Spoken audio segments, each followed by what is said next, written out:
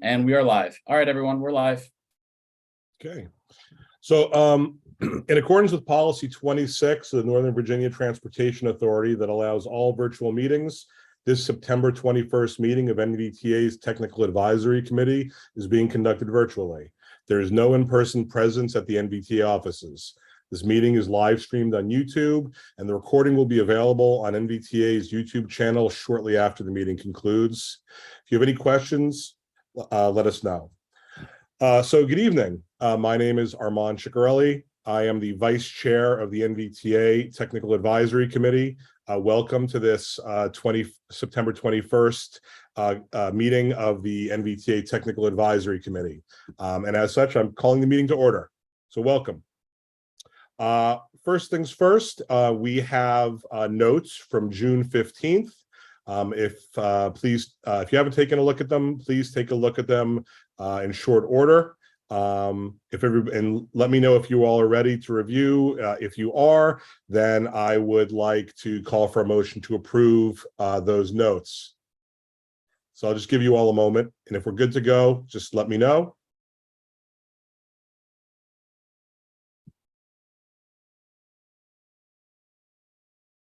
Do I have a motion to approve the notes of that June 15th meeting? I'm sorry, yes, June 15th meeting. Motion to approve. Do you have a second? Second. Okay. And then we would vote then, I guess. So all for it? All for approval? A. Aye. Aye. Any nays? I will point out it's the 14th. The meeting was on the 14th, though, Okay. and not the 15th. Any abstentions? Okay. Then it passes unanimously, excuse me. Thank you. All right, moving on. I think the next is the status of the transaction plan update. Do we have a presentation as far as that goes?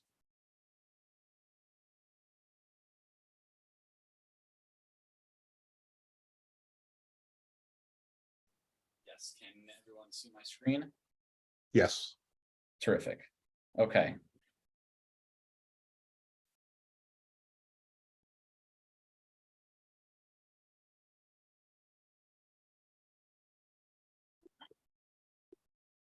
Hi, this is Keith Jasper. Can you hear me okay? Yes, we can, Keith. Thanks. Good evening, everyone. First off, apologies for only sending this to you earlier today, so we know you will not have had a chance to review this yet. And in practice, we just really want to use the presentation as just kind of like a way to resume the conversation on transaction, given that the focus prior to the summer was on our 6-year program. So this is kind of partly bringing up to speed, a refresher, and kind of setting the groundwork for the next step. So Ian, if you could advance to the next slide. The topics I want to cover this evening, obviously welcome. Just some introductions from our side here. I'll be kicking off the presentation. Shri, our project manager for transaction, will cover some information about the public comments. And then Tom Harrington from Cambridge Systematics, our consultant for transaction, will give you an update on modeling results and scenario analysis, and then I'll round things off at the end before your discussion. Next slide, please, Ian.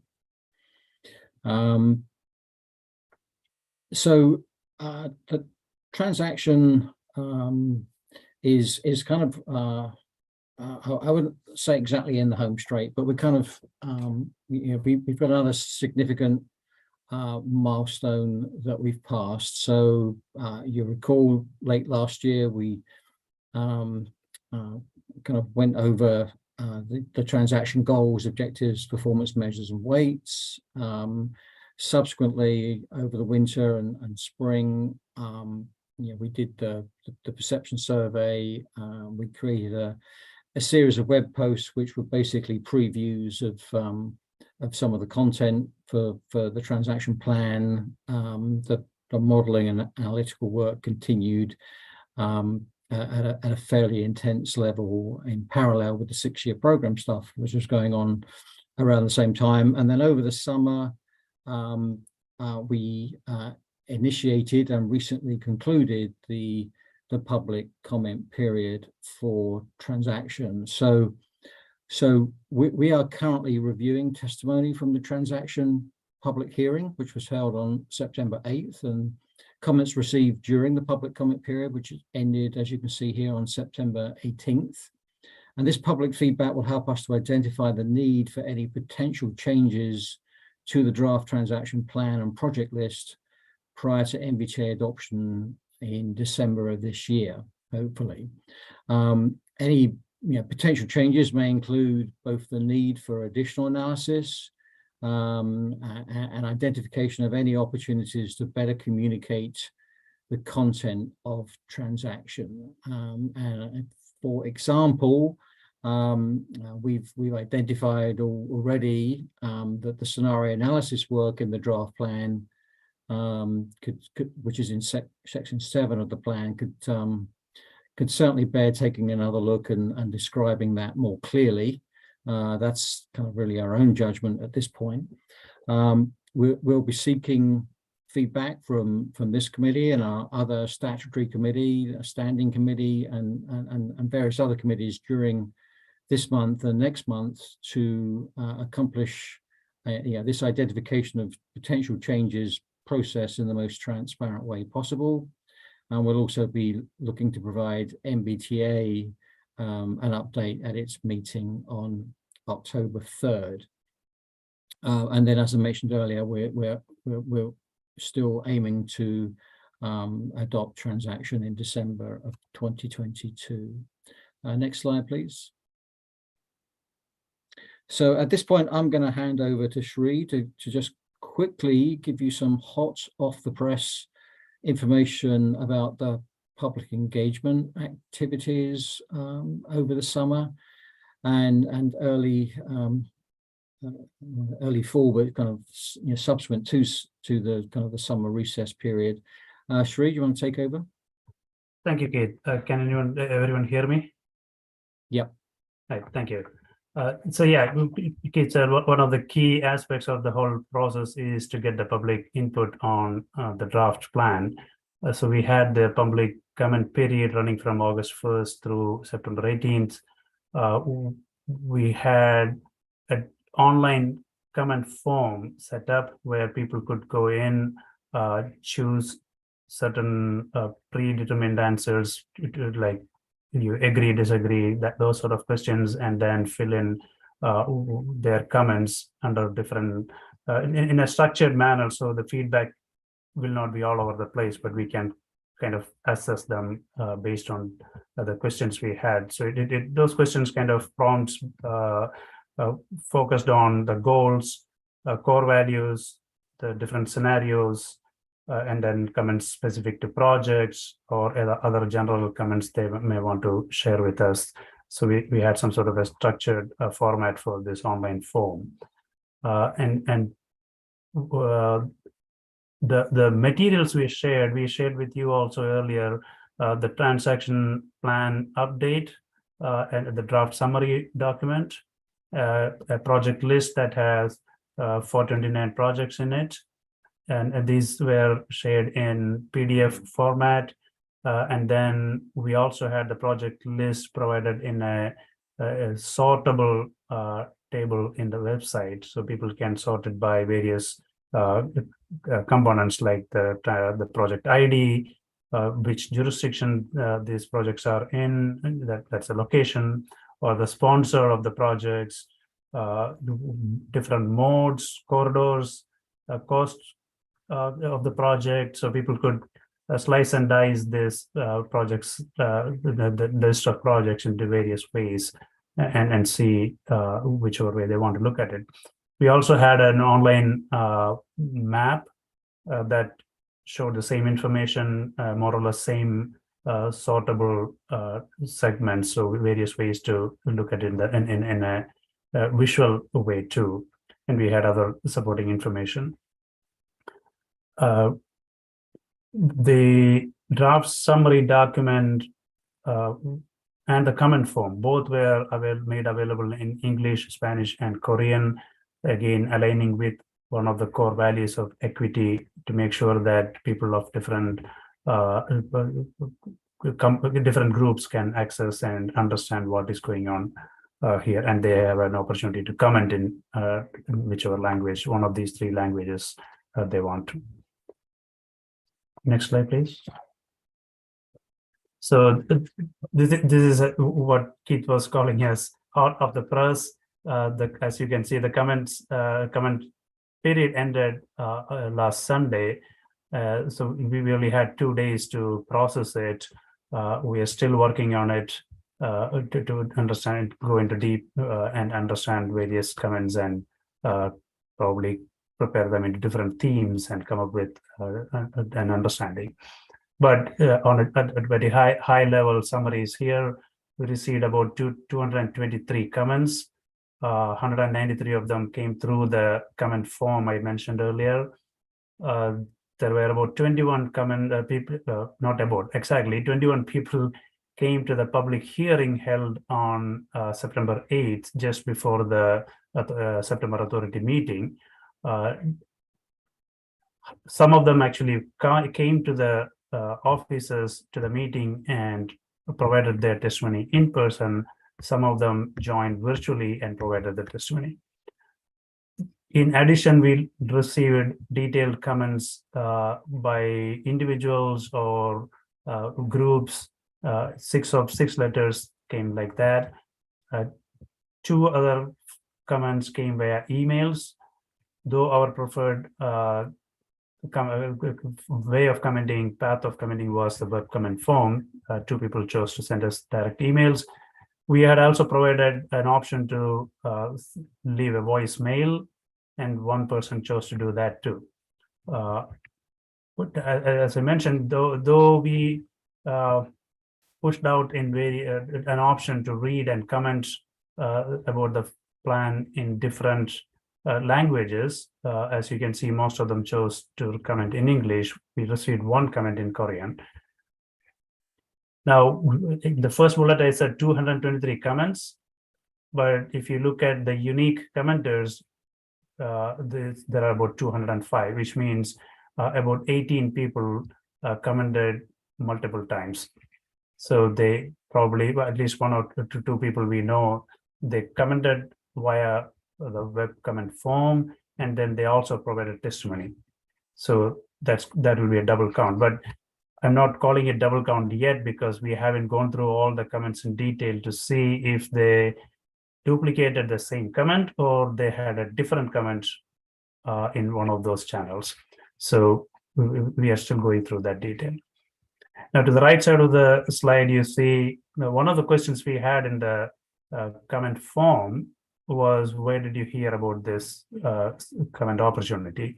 One of the reasons why we did that is we had a very intense social media coverage. We through our own NVTA's own social media, we published about this comment opportunity in a very intense way. So we wanted to make sure that we wanted to see where that is going. People are hearing through us or not, and it is very. It confirmed that many people heard through our social media and the newsletters and things like that. About 1/3 of the people actually mentioned that that's where they heard about this. There were some people who headed through their community groups or in other interest groups, which they published that, oh, there is this comment opportunity, please go ahead and comment. And various other sources, heard from a friend or from other people, things like that. Next slide, please. Again, a little bit more details, but with the caveat that this is very preliminary we are still going through the comments to come up with the final report. But among the themes that we heard, most common theme that we heard is comments against new roadway or widening of a roadway. So many people had concerns that that kind of projects, the road widening or new road projects, may not reduce congestion. They may induce more driving, those sort of comments. Then some of the other common themes we could see are concerns about environments, how these projects may result in emissions, whether it will increase, decrease. Some of the projects, the comments were about how this project may impact the natural environment, waterways and things like that. There were several comments, the need for increasing or improving the public transit. If you remember, a transaction proposed a BRT network in the region, a regional network of BRT and BRT supporting projects. Many people commented that that is a very good idea. That should be the way to go. So that sort of positive comments were part of that increasing, improving transit theme. There were several comments also encouraging NVTA to improve bike and pedestrian routes, bike and pedestrian projects. Then there were several others. I will not go into the details, but how the plan process was accessible to the public, easy, not easy, those kind of comments. Some comments about safety, noise issues, some additional requirement about additional information. Some of them also talked about giving some additional description or explanation of the scenarios that we discussed. Some people made a comment that it was difficult for them to understand many additional information, things like that. To the right of the table, you can see general direction of the type of feedback we received. Obviously, if you look at the first bullet on the left side, that's the most common comment we heard is opposition or some sort of concerns about the roadway projects. So that were the majority of them. So we can see 65%, about 2/3 of the comments were having some sort of negative connotation to it, whether this is bad or you need to rethink about this, those kind of comments. The rest of them were mostly positive or neutral comments. And the comments we received, most of them, as I said, whether I like it, whether I don't like it, this is good, that is not good, those kind of comments. There were very few comments, some comments that suggested, for example, some new projects or a project that is in transaction project list. They wanted to see some additional elements or some modifications to that. Those sort of suggestions are also were there. Last bullets, the couple of bullets there. By now, you should know that most common mode we heard is about roadway, and the others, transit and bike, but those are the modes on which we heard comments. That's a general high-level picture. We, as I said multiple times by now, we are still going through these comments to get into more deep understanding of what it means and how, if at all, any additional information need to be added into the plan document or things like that. I think that's all about public comments. If you have any questions, maybe we can take a pause here and I can answer any questions you may have.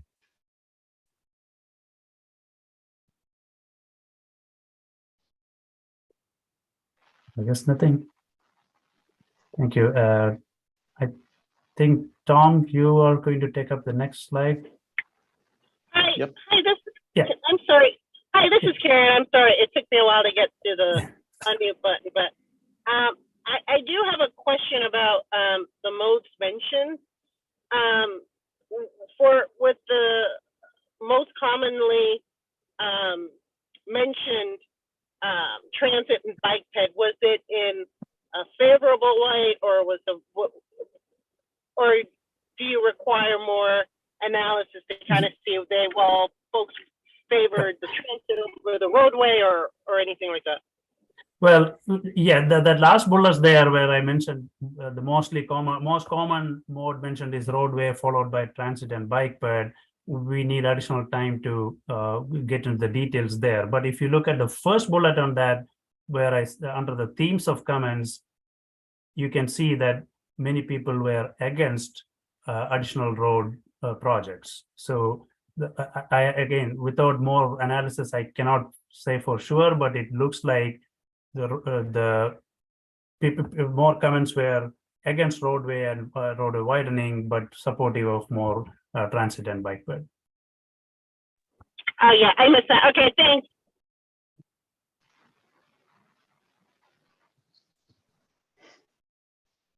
Thank you. Ian, you can go to the next slide. Okay. Good evening. Can everyone hear me okay? Yes, we can. Okay, thanks. Great. I'm going to start with the modeling results section. When we last talked in May, we covered some initial of the results. We're going to get into a little more detail here now that a lot of work's been done over the summer. Starting with this slide, you get a feel for the types of tests that were done kind of in support of transaction. It starts with our build network. I think at our last meeting, we looked at that project list in detail. It totals 429 multimodal projects, really ranging the whole gamut from highway to transit, TDM and technology projects. When we do testing and transaction, everything was compared back to our 2045 no build conditions. And so sort of the one big test was the build network, where we actually put all 429 projects in together to see what would be the impacts. We talked about at the last meeting, the project list is very large. It's totaling roughly 75 billion. So that's a lot of improvements in that build network. But we also did some separate testing, say by mode. So we did highway only and transit only runs to get a better idea, isolating some of the impacts of those types of projects. Then we got down to different packages of projects, usually by type. So interchanges, intersections tested together, transit service improvements, for example. And then there were also some large projects tested individually. So a whole range of tests were done in support of transaction. Next. And we're going to go through some of these fairly quickly. Some of them are really kind of for your reference. And this is all information in this modeling section that was in the transaction summary plan that you may have already looked at. But starting, I guess, again, this is that sort of full build, the whole network against the 2045 no build. It's also our standard forecast, meaning it's the cooperative land use forecast. It's using the model as calibrated. We're going to talk about some different types of forecasts when we get into the scenario discussion. But here, when we talk about our standard forecast, we see the impact of the build projects when it's compared back to the no build. And we also, in this column, show that there's a lot of growth already going from sort of existing or 2017 conditions to 2045. You see a lot of growth in travel and trips. But when we go to the impacts of the projects themselves, two things kind of jump out that we note there. Increase in transit trips of around 12%, and then also an increase in VMT of 3.6%. So we're adding a lot of transit projects, which increases the number of transit trips. But we also have a lot of roadway projects in that full build. And so we do see an increase in VMT that kind of nets out when you put everything together into the same basket. Next slide. In addition to looking at just some totals, we also looked at the transaction performance measures. And so in prior meetings, we've talked more about those measures, some of the methodology behind them, the weighting of those measures. When we just take the regional totals and we look at what happens here, you can see on a percentage basis how that full build compares to the no build. And so we see big improvements in congestion with person hours of delay decreasing by roughly 20% for auto trips and by 31% for transit trips. Hours of severe congestion decrease as well. We have accessibility gains, so access to jobs goes up by 20% overall, and a little bit more in the equity areas. And then there are two numbers for the F1 measure. That's our emissions measure. And this is an important one that we'll come back to in the scenario work as well. But we looked at first, what would emissions look like if everything stayed the same in terms of the fleet we have today? And then also, what would it look like with higher adoption of electric vehicles. And so you see a pretty big range. If nothing happens with electrification, that VMT gain actually leads to some increases in emissions. But with electrification, we actually show an improvement of 54% on emissions. Again, that's largely due to that shift in the fleet technology. So at a high level, this gives you a sense of sort of where some of the benefits are for the transaction plan. Next slide. And we also looked, digging a little deeper here, we looked at how that looked by subregion and then by modal network. But here with the subregions, this is really looking at the total region versus central jurisdictions, inner suburbs, outer suburbs. And so on a percentage basis, transit trips actually have the largest percent increase in the outer suburbs. So a lot of improvement there as a percent of the transit trips that are there today. And that makes sense given where the improvements are located. We have a lot of improvements in Loudoun and Prince William counties. VMT varies a lot by sort of which part of the region you're looking at. The central jurisdictions, Arlington, Alexandria, actually show a slight decrease of about 3% in VMT. And then kind of as you go out, modest increase in central inner suburbs, and then about a 9% increase in the outer suburbs. And then the reductions in delay are spread a little more evenly throughout Northern Virginia as a percent. So that gives you a feel kind of how those results varied by subregion. Next slide. We've got some maps looking at both what's happening in terms of traffic volumes and delay, kind of highlighting some of those spots where the biggest changes are happening. Again, tending to see some increases decreases in blue there, increases in red, based on where some of the improvements are made. You see some of also the delay improvements, again, where you see reductions in delay, a few spots where there might be an increase in delay. So that's just more background on some of those results. Next slide. And we had looked also at accessibility, I think in the May meeting, looking at where some of those gains are around the region. You can see actually on the auto accessibility is spread pretty evenly around the region, which I think is kind of what we saw there when we looked at it by subregion. On transit, you see again on a sort of job accessibility, some bigger gains in Prince William County, which when we talk about accessibility, some of this also is sort of what's the sort of no build accessibility and where are we seeing the gains relative to that. So in some of the inner and central jurisdictions, the job accessibility is already quite high today. So we see as we go further out, you see some bigger gains there. Next slide. And then when we look at it with these modal tests, where we did a highway only and a transit only network, you can see some big differences. As you'd expect, the transit network does have more increase in transit trips.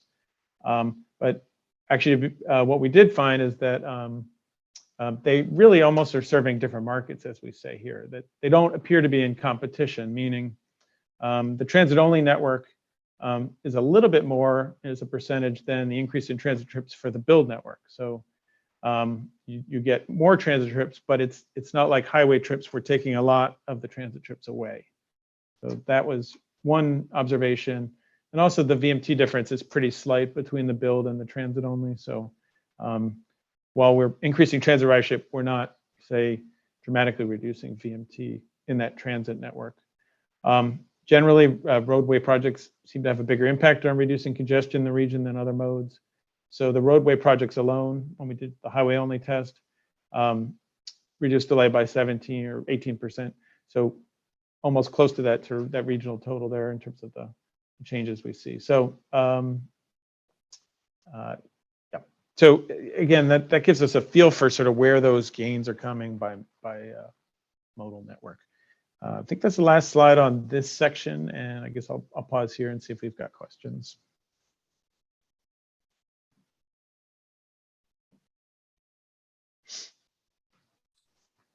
Question. So on one slide, you mentioned the emission benefits come from the EV fleets. Does any transaction project contribute to that EV increase, or it's just a national trend? Yeah, absolutely. We do have EV projects on our project list. And so you'll see those where investment in the EV infrastructure is going to be critical to achieving those EV participation rates. So we do sort of link those two together in the plan, where we say with investment in the infrastructure, we can get to that much higher electrification. But in that graph you showed to us, is there a way to isolate the benefits, or it's a mixed bag? You have part of the benefits coming from the national trend, part of that come from the higher participation because of the investment in EV infrastructure. Yeah, it is kind of a mixed bag there. Again, the actual emissions calculation is sort of done post-processing of the model using results from the model in terms of the VHT and the VMT. But I think what we're seeing here is it is a mixed bag in the sense that it's both the VMT benefits, but I think specifically if you're asking about the EV infrastructure projects, I think that's really more that impact of that participation rate that you see there, the difference between the slight gain and then the big decrease. Our comments for the maps you showed to us, it's better to include the units there. I think that the units are not there for now. Okay. Yeah, on that, you mean on the table? Yeah, so for those graphs, the numbers in the legend. Yeah. I think in the charts, we generally are presenting percentages, and on the table, there were some numbers in millions, but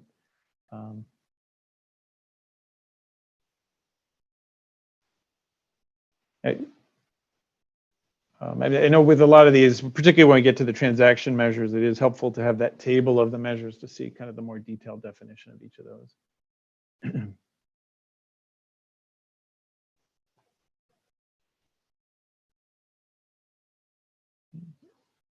Any other questions?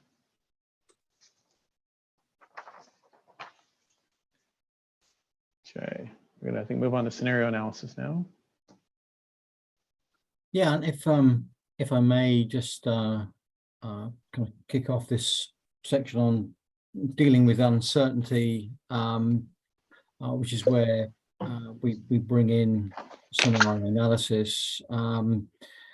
As we found both in this update and in the current version, when that was being prepared 5 years ago, scenario analysis is one of the more complex analytical components of transaction, and I think without doubt the most difficult to communicate in a simple but comprehensive manner. For example, the definitions for two of the three scenarios listed on page 20 of the draft plan, the technology and the incentives pricing scenarios, they should have mentioned that these scenarios included the assumptions related to the trip changes for the new normal scenario described on the same page. While in that case the scenarios could have been clarified further, the outcomes remain the same. But dealing with uncertainty is important to the plan, but communicating the analysis associated with dealing with uncertainty is and continues to be really challenging for us. So with that preface, I'll let Tom kind of resume talking through some of the findings that are in the plan. Yep.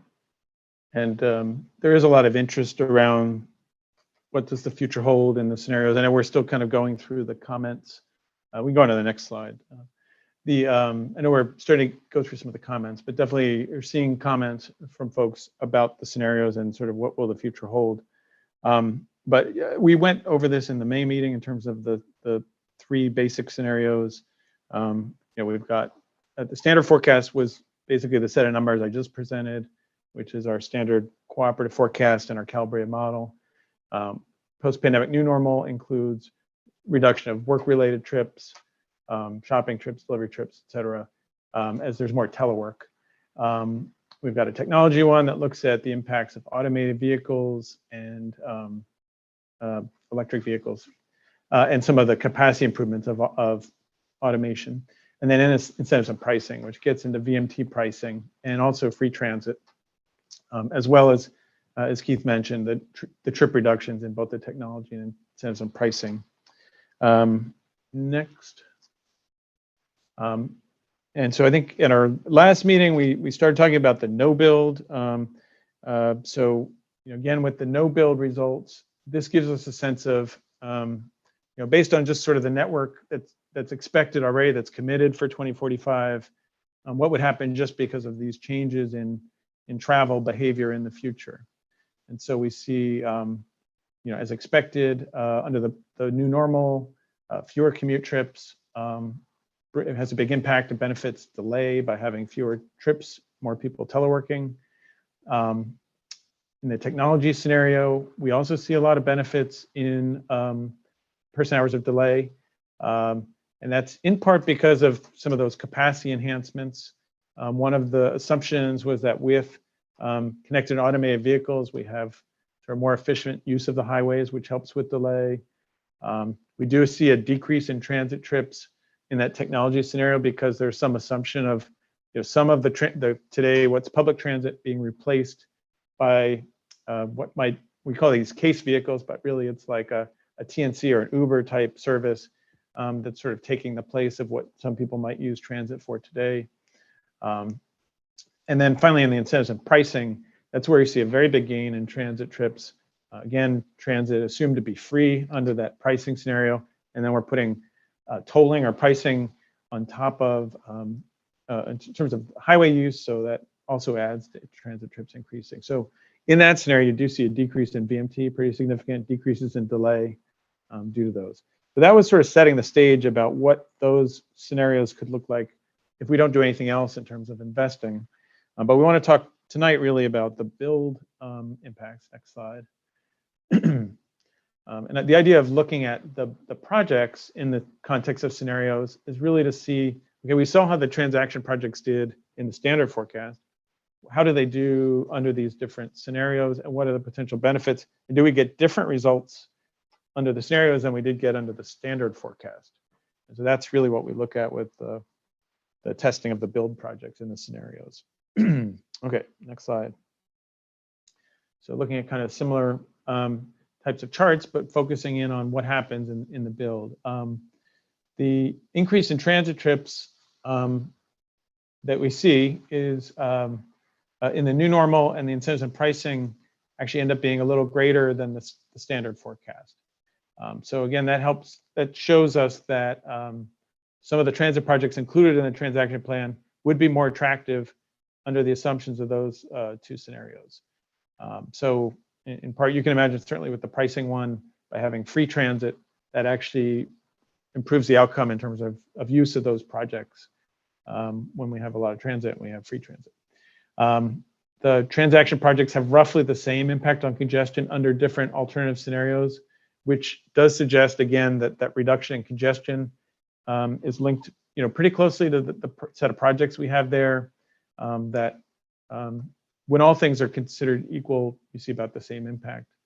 And then finally, in terms of some of the impacts with that incentives and pricing, we see big impact in terms of increasing transit trips and so forth.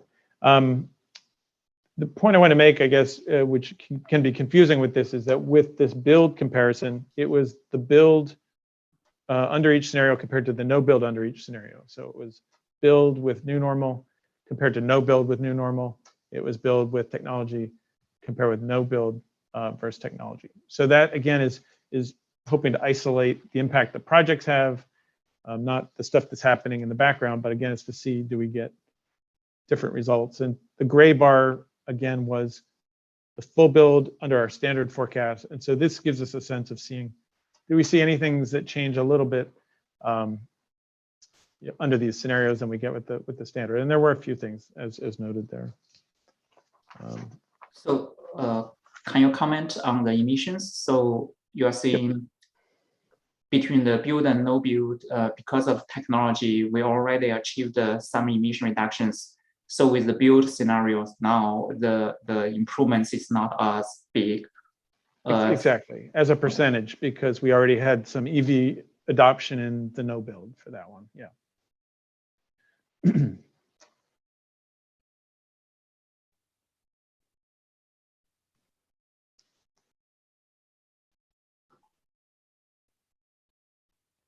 Okay. Any other comments? I think this is the last slide on this section. Okay, well, let me just jump back in again. If you could go to the next slide, please, Ian.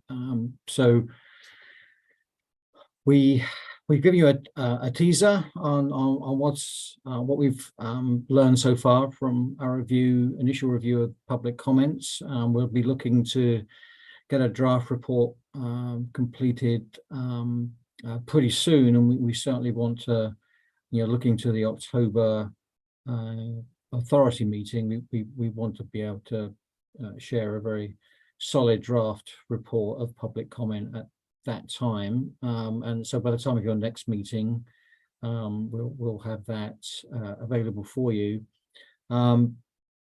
We want to, and this is really where we're kind of looking for your help going forwards. We want to begin to finalize the plan and the project list based on public and stakeholder comments and anything else that we within the team identify needs to be considered. So we're going to be working on a kind of a list of potential changes that we might want to consider making to this. So in terms of the TAC role, even before your October meeting, if you have any initial thoughts this evening as to suggestions about things we could possibly do differently, while we still have a little bit of time to do that, and we want to kind of kick that process off now. And as we kind of go through October, we'll review any refinements that we make to the plan, so that when we get to November, we will have a final draft version of the plan, which we will present for your consideration of endorsement to NVTA for adoption in December.